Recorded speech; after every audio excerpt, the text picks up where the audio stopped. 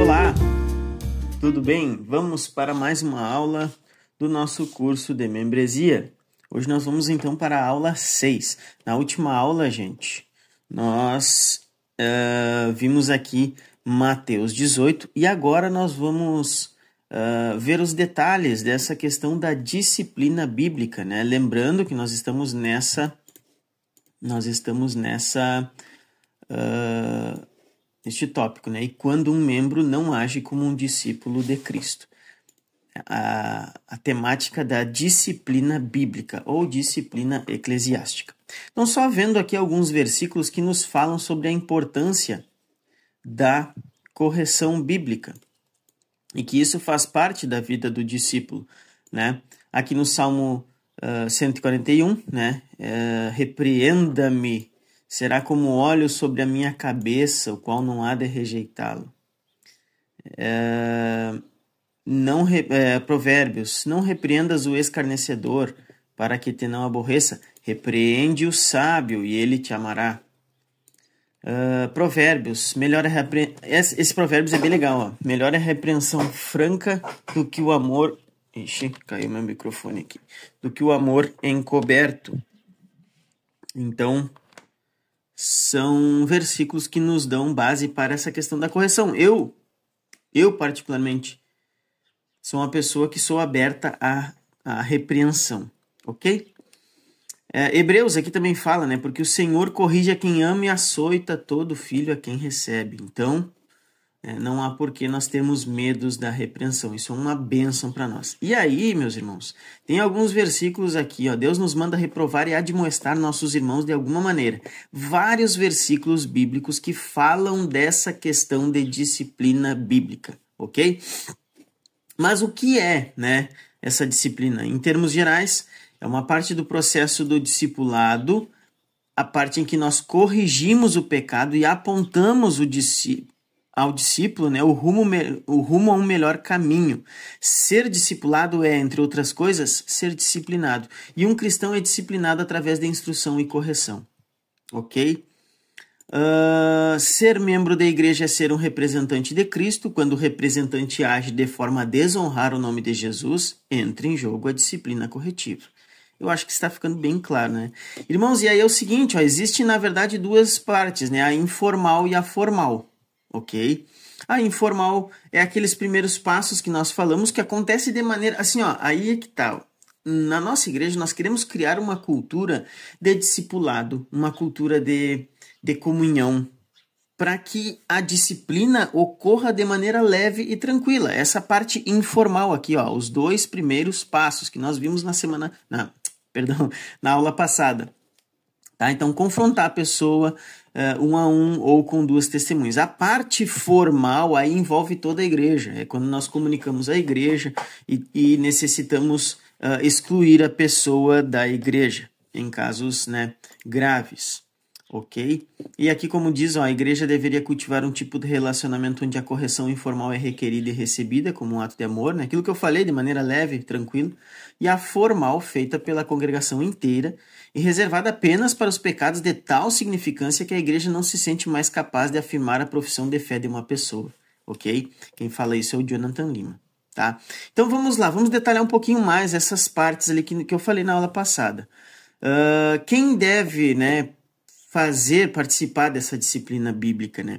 Jesus diz que se você sabe que seu irmão pecou, ou se algum irmão pecou contra você, então quem precisa ir falar com ele, né? Quem? Você mesmo, né? Então, muitos problemas podem ser resolvidos nessa confrontação um a um de maneira bíblica. Né? Os propósitos da disciplina são, né? Por que devemos confrontar? Então, para expor o pecado, às vezes existe casos, né, da pessoa não saber que aquilo é pecado e ela está cometendo um determinado comportamento. E aí o irmão chega e fala em amor, meu irmão, vamos conversar, né? E aí você exorta aquela pessoa.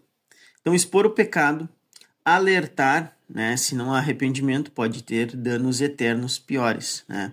E salvar, o propósito é esse, é expor o pecado, alertar, salvar. Olha só, proteger, né? Proteger não só a alma da pessoa, como a congregação, né? E apresentar um bom testemunho ao mundo para a glória de Deus. Esses então são o porquê confrontar um irmão, tá? Por esses motivos aqui. Aí vamos lá. Quem devemos confrontar? Devemos confrontar um cristão professo. Gente, assim, ó, esse versículo aqui, ó, olha o que diz aqui, ó. Aqui Paulo vai falar lá em Coríntios, né? Já vos escrevi que não vos associais. Aqui tá errado, né? Associeis. Tá errado aqui, um erro de português aqui, desculpa, gente. Associeis com os impuros, refiro-me com isso não propriamente aos impuros deste mundo, ou avarentos, ou roubadores, ou idólatras, pois neste caso teríeis de sair do mundo. Mas, agora, não vos associeis com alguém que, dizendo ser irmão, for impuro ou avarento, idólatra, né? Com esse tal nem ainda comais. Olha que sério isso aqui. Então, o que a Bíblia está dizendo? Que a gente deve confrontar aqueles que são professos, né? Que nem aqui, nós não devemos nos associar com aquele que, dizendo ser irmão, comete esse tipo de coisa.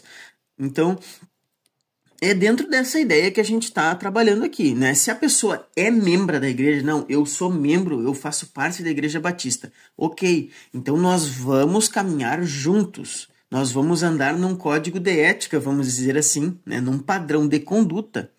E eu tenho que estar aberto para que, se eu não estiver andando nesse padrão de conduta, eu seja repreendido. Essa é a ideia. Mas, como nós falamos, tem que ser membro, né? Aí é que tá, gente, por isso a questão da membresia, né? Que a membresia são cristãos professos, pessoas que professaram a fé em Cristo e a comunhão na igreja. Que tipo de pecado, né, devemos confrontar?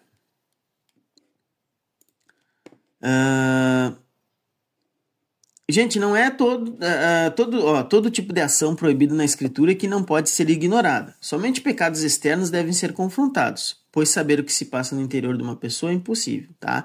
Então, são pecados notórios, visíveis, né? Pecados que mancham o testemunho da igreja. É esse tipo de pecado, não é, né? Eu acho que o irmão pecou, não, aí não, aí tá errado, né? Deve ser algo que pode ser visto com os olhos ou ouvido com os ouvidos, tá? Uma regra bem legal do Jonathan Lima aqui. Cuidado para não confrontar um irmão baseado em uma preferência pessoal, tá? Então, ou uma interpretação equivocada ou controversa da Bíblia, levada a um padrão válido para todos, tá? A gente tem que tomar cuidado. Por exemplo, a questão da bebida, né? A Bíblia não proíbe a bebida alcoólica, mas a Bíblia fala sobre sobriedade, fala sobre domínio próprio, né? Então, eu não posso chegar e dizer que para um irmão que ele bebeu e pecou, né? Não posso, porque a Bíblia não fala que é pecado. Mas eu entendo, aí a gente tem que estudar a Bíblia e ver isso, tá? Agora, se o irmão tá saindo, né, nos bares aí bebendo toda hora e se comportando como um beberrão, aí sim, aí nós devemos, né, confrontar esse irmão, tá? Tá, aí aqui novamente falando sobre essa questão de tomar cuidado com julgamentos, né?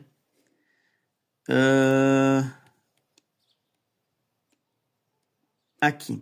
E aí, por fim, devem apenas ser confrontados os pecados que não podem passar despercebidos, tá? Deve ser sério, deve ser um pecado que realmente seja notório, tá? Acima de tudo, só terminando essa frase aqui, né? O pecado deve ser sério, deve haver algum lugar na vida de uma igreja para que o amor cubra uma multidão de pecados. Felizmente, Deus não nos disciplina perceptivelmente toda vez que pecamos, né? Então, dessa maneira que a igreja deve proceder. A gente não deve exceder esse assunto. Como eu falei desde o início, é um assunto sério que nós devemos tratar com respeito, tá? Então, 1 Pedro fala, acima de tudo, porém, tende amor intenso uns para com os outros, porque o amor cobre multidão de pecados, tá? Nós não vamos sair disciplinando, qualquer coisa é motivo para disciplinar, não. E como eu falei, se a gente cria uma cultura de discipulado, uma cultura de de amor e comunhão, isso acontece muitas vezes naturalmente. Eu já passei por isso, já fui confrontado. Uma vez aconteceu a disciplina comigo de maneira bem tranquila. A pessoa chegou e falou, cara, tu tá fazendo isso, tu acha certo? Eu digo, né, eu tava iniciando na fé. Eu digo sim, não, cara, tu não pode fazer isso, cara, isso aí é a Bíblia. Ah, não sabia. Tá, foi uma disciplina bíblica que aconteceu, né, mas de maneira leve, descontraída em amor. 10 minutos. Vamos encerrar, então, mais uma aula e na próxima nós seguimos aqui dentro desse assunto ainda da disciplina bíblica. Que Deus te abençoe, em nome de Jesus.